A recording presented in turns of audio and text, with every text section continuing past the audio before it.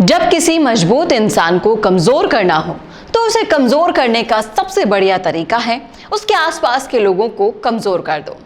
ये पुरानी फिल्मों में अक्सर देखने को मिल जाता था और अब राजस्थान सरकार ने भी यही तरीका अपना लिया है, क्योंकि सचिन पायलट के पीछे पड़कर तो उनके विरोधियों को कुछ हासिल नहीं हुआ, तो अब उन्होंने उनके गुट के लोगों को निशाना बनाना शुरू कर दिया है। नमस्कार, मेरा नाम है चेतना और आप देखना शुरू कर चुके हैं राजस्थान संवाद। जिन लोगों ने सोचा था कि सचिन पायलट वापसी के बाद कमजोर हो जाएंगे, वो लोग अभी तक अपना सर पकड़कर बैठे हैं और अपने आप को ये समझाने की कोशिश कर रहे हैं कि सचिन पायलट गए एक आंधी की तरह थे, पर जब लौटे तो अपने साथ तूफान लेकर आए थे। बेशक पायलट के साथ उनके विरोधी अक्सर उन्हें कमजोर करने में लगे रहते हैं, फिर चाहे वो मौका हो विधानसभा में बैठने का, चुनावी रैलियां करने का या फिर चुनावी पोस्टर्स का। अक्सर इन सभी जगह में सचिन पायलट की जगह गायब ही रहती है। शायद कांग्रेस भूल गई कि जिस सचिन पायलट के चेहरे पर वो राजस्थान की गद्दी पर बैठी है ना, उस चेहरे को हटाकर कुछ हासिल नहीं कर पाएगी।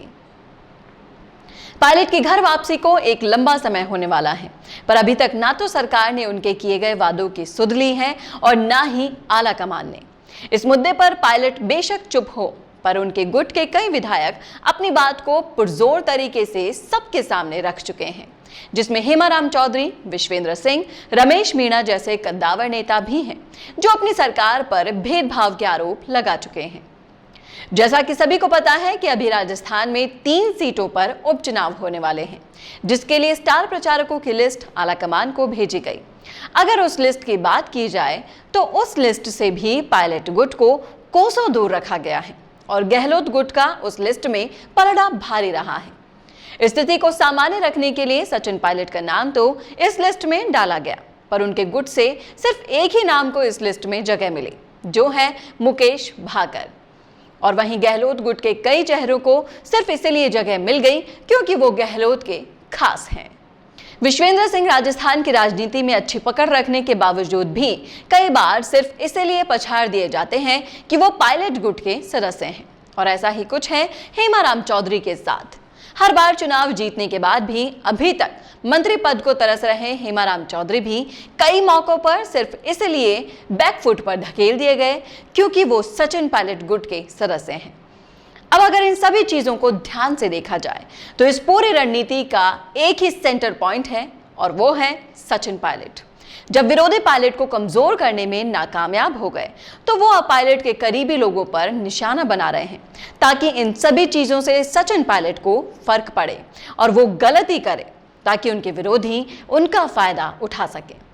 पर पायलट विरोधी शायद ये भूल गए हैं कि पायलट ने तो उस वक्त भी कुछ नहीं बोला था जब सूबे के मुख्यमंत्री ने उन्हें सबके सामने अपशब्द कहे थे। पायलट की वापसी पर बेशक सभी ने पायलट को गले लगाकर उनका स्वागत किया हो, पर यह बात किसी से नहीं छुपी है कि अभी भी राजस्थान सरकार में कुछ सामान्य नहीं हुआ है।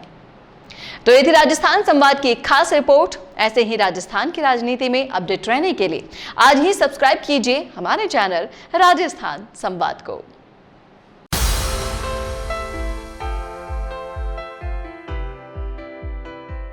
The perfect place for you to start your Bitcoin mining empire.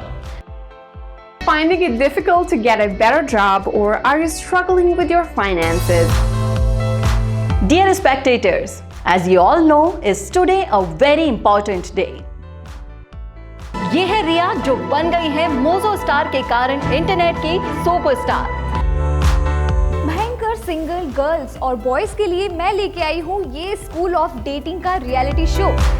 Hello, मेरा नाम है संदेश और मुझे फुटबॉल खेलना बहुत पसंद है। Welcome to Regal Tours, Dubai's trusted #1 travel agency. Today in this video, we will explain how to enroll your college in Asia's biggest national championship. चलो बच्चों को बचपन याद दिलाएं, इन तकनीकों से थोड़ा दूर ले जाएं। Breaking news alert! On the Mic with Mike is the best business radio talk show in RBA.